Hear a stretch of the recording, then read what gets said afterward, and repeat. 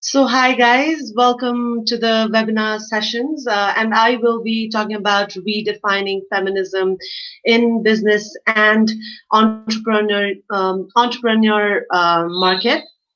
I am Neha Banu Shah from Nepal. Talking about myself for a few minutes, I'm a social entrepreneur involved in different sectors to strive for social welfare changes and actually making impact in many lives through social enterprises that I have initiated in Nepal. Entrepreneur feminist is more about feminist values through starting up businesses and opening ventures and uplifting the position of women in the society and market. Um, in Nepal, usually the women here are uh, more build up in terms of starting up their own ventures and being more powerful and voicing out their opinions. In many of the cases, women still lack or the oppressed gender, no matter what gender, according to different societies, they're actually, lacking to come up in the entrepreneur market or the market of business. It creates feminism in business creates wealth and social change, which is also based on the ethics of cooperation, equality, and many other social elements, which is also related to respecting one another. Women have been challenging many of the stereotypical thoughts in offices or markets or in entrepreneur league or fields that we are in.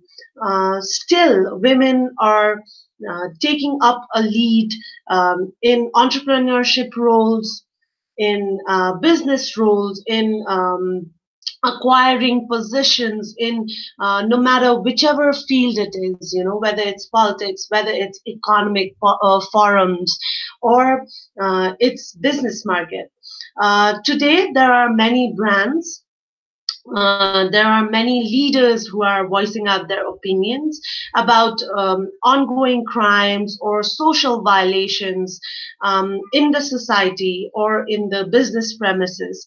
In fact, the ongoing social debates about tax exemptions in sanitary napkins are exemplifying discussions about modern feminism.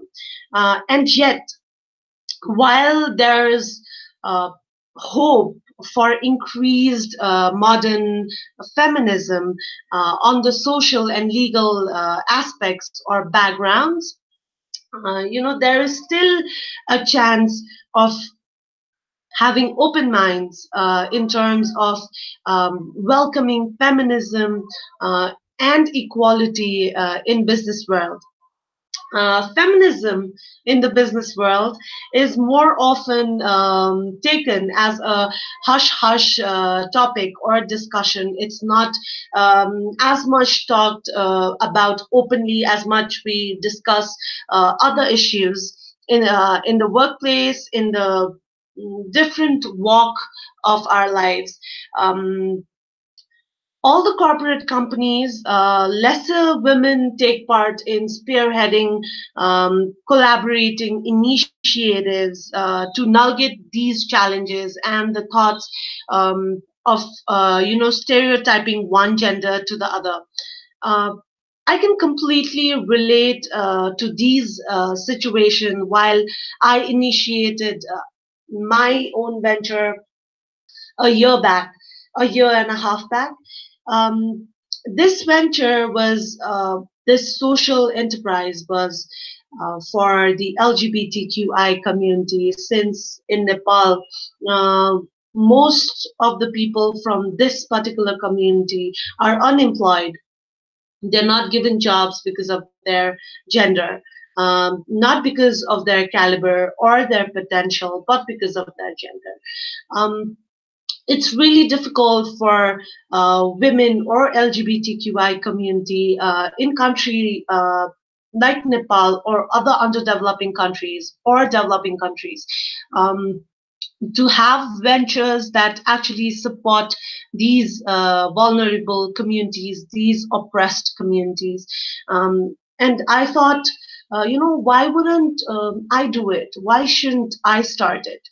So I did this. I opened, I started up and I initiated this social enterprise to employ or create an employment opportunity or a space for these oppressed communities and vulnerable ones.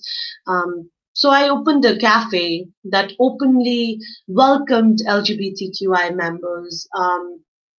Also was in the model of social enterprise where you just do not see the profit, but you at least take care that the profit is more um, contributed towards the social welfare. You just don't check and balance your profit and loss, but at least you take care of, the inequalities are not hampering your mental capacity or the work that you're doing.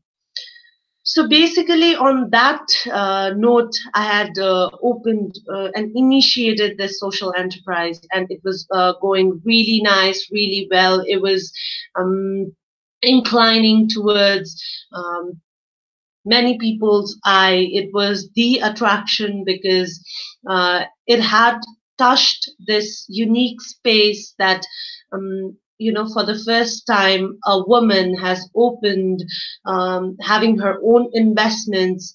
Has initiated a venture that is more friendly, that is more open, and talks about issues that are sensitive, that most people do not want to talk about it. So these issues came into line, and my cafe was more about serving the food, having a thought along with that on all these social aspects, on all these sensitive issues. So I had, walls of the cafes decorated with a lot of feminism values and talking about these oppressed genders, talking about vulnerable communities, which actually was the main attraction for people to be there.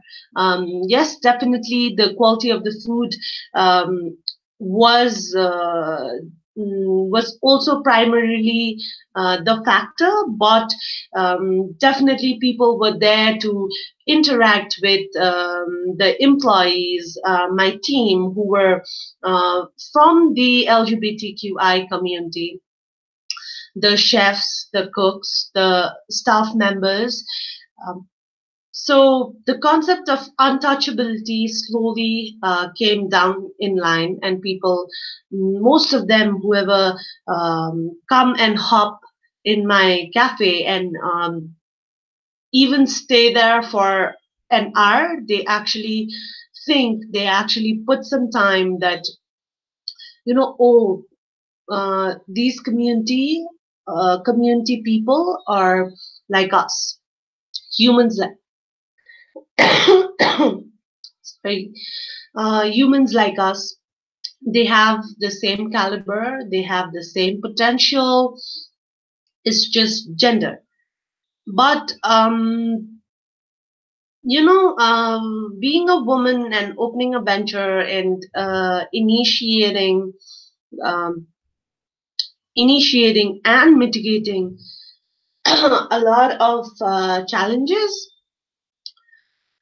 there are a couple of tied up hurdles that comes along with the initiative or comes along with the venture, which I think almost many of us, no matter what the gender, we feel it, or either we face it, or either we experience it. So to begin with the challenges that I faced it too, one of the biggest challenge is the lack of financial investment um, for women, given that most women-led businesses are small-scale businesses. 79% of them are self-sustained. 79% of them are self-financed. Modern feminism in business calls for more women who guide, who lead, and who balance the genders in the marketplace or in the office premises or in the entrepreneurship market. Additionally, women are still the largest untapped potential, with increasing participation of women in entrepreneurship. Uh, Such issues of gender parity can also be mitigated. Sharing one of the stories from my own venture where I had sort of days which drew me back to questioning the entire venture, questioning the entire initiative. That was because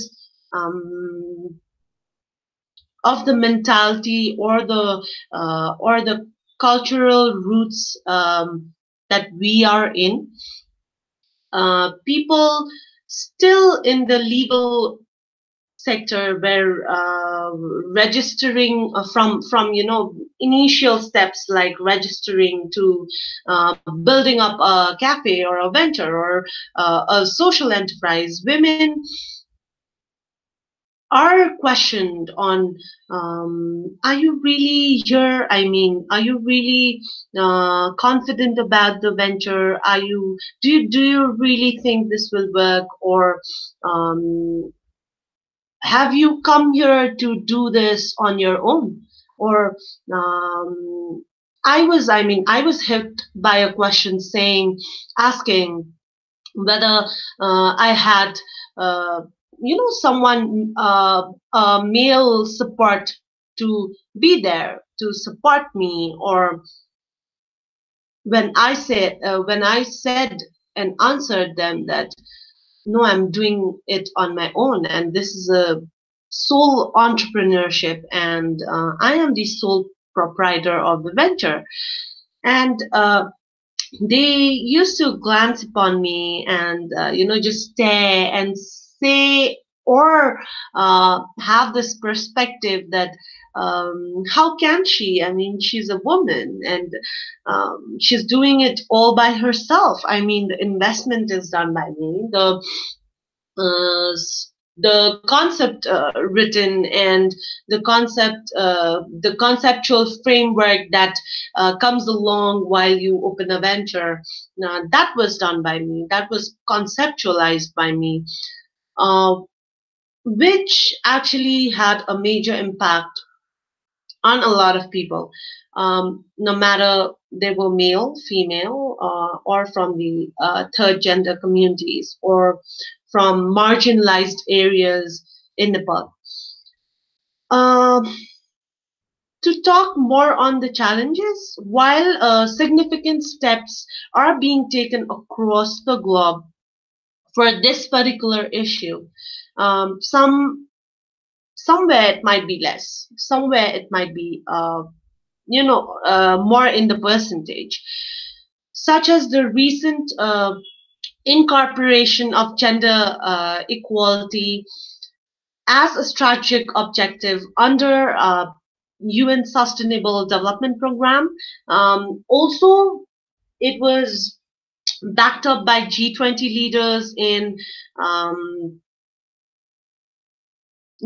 having 100 million women into workforce by 2025. So these are some of the process, some of the ways that we can actually mitigate those challenges. By feminism, we also mean equality. So equality in business is very much of a requisite.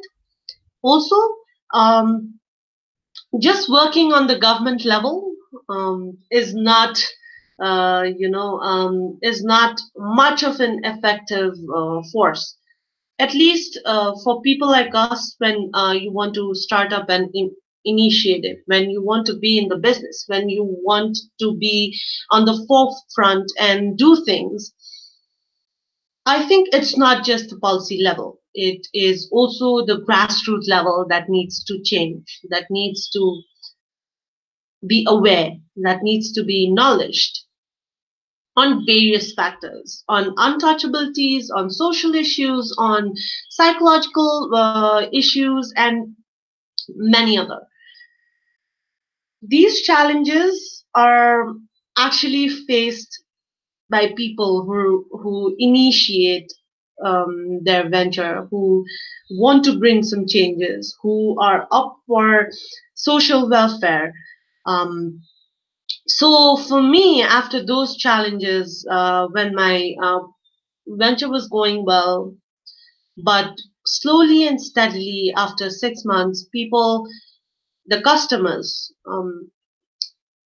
I cannot figure out which age group they were, but those people were young minds. Those people were young minds like me and like many of us, many of you. These people were there as customers, and they actually ordered few things, and they figure out the gender is not straight.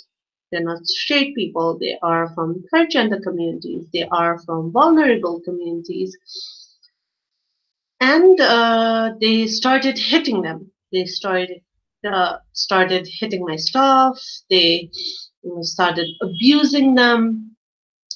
So these were the challenges where, sometimes when you think about your dreams, when sometimes you think about initiating something for the obviously for the welfare of the society, and with having good intentions, you still lack.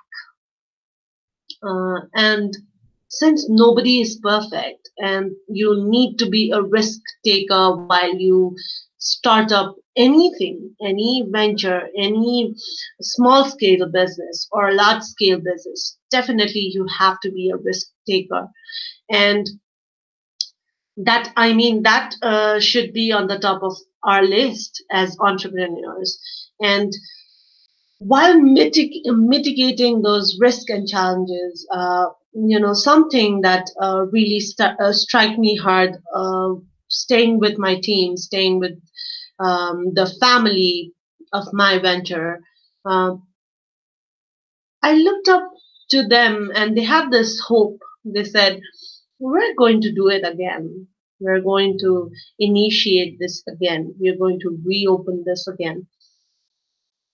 Um, I said to myself that maybe I did not change the perspective of people who were coming in and having my food, but people who were inside the venture working hard for their family, for themselves, and this was a realization, a self-actualization time for me, when I realized that that also matters. Your team also matters. Your employees also matter. If there's this mantra that uh, if you treat your employees, your team members good, mm, you will see the outcome. You will see how it inclines, how it prospers. And that's exactly what happened. Boosting the team up, having to see the confidence in them, even after those incidents, those days, was amazing. I mean, getting hit by customers, getting abused by customers would be a nightmare for people who are working hard and earning bread for their family. So we figure out so many ways forward, and in general too. I think feminism in business is definite challenge. Is a definite challenge, and to have way forward is suppose, given the scenario, the only way to lay down a solid foundation for a brighter future for the generations of leaders to come after us is by continued effort. This is something I've realized deeply. This is something that I've realized it myself. This is something that I've experienced it myself. So you can never give up as the leader, as an entrepreneur.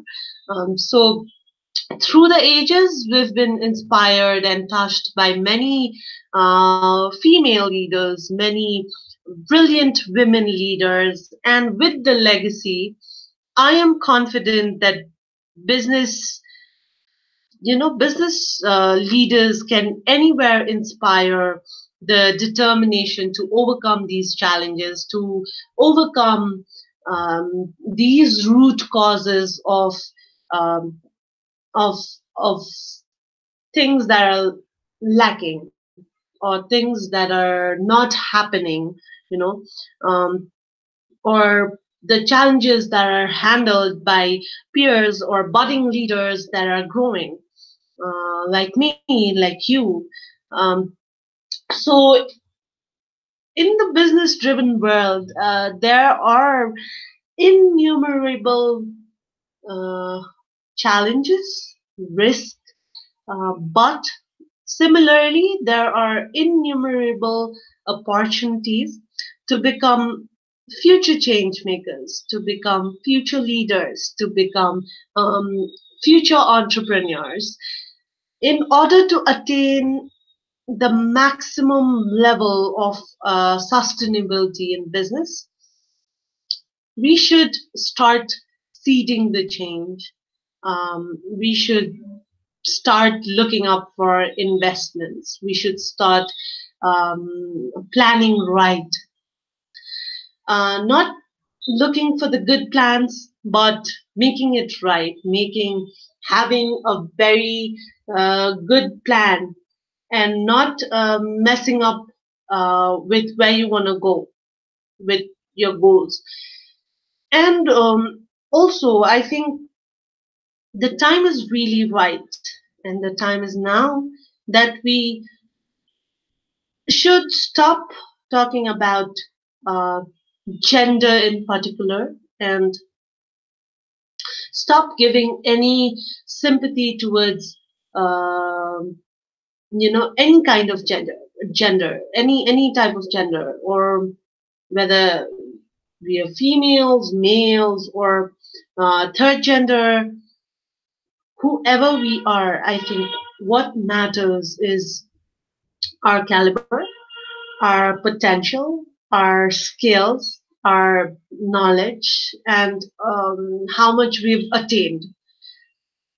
This is what matters, and we need to like be more focused on managerial qualities. Mm, that should be unity in command, cooperation between the team members. You should also know how to have the unity inside the team, or as a leader, we all should know how to put up the concepts in an intact space where even the human resources that we are using comes to a place where they're all connected and coordinated to each other, this definitely has a bigger outcome, and this definitely impacts more in a positive scale and in a larger scale. I mean, women still are lacking behind, but definitely all of the genders have come together and, check and balance uh, the issues, the inequalities that we face, that we all face, or that we all even observe, even see it. I think that should be more of a lesson for all of us to grow, to explore more on these sensitive issues and talk openly about it. Talk openly everywhere about it. I mean, whether it's our workplace, whether it's somewhere in the cafe if we are sitting down, um, or at our home. It should definitely be a topic to talk about.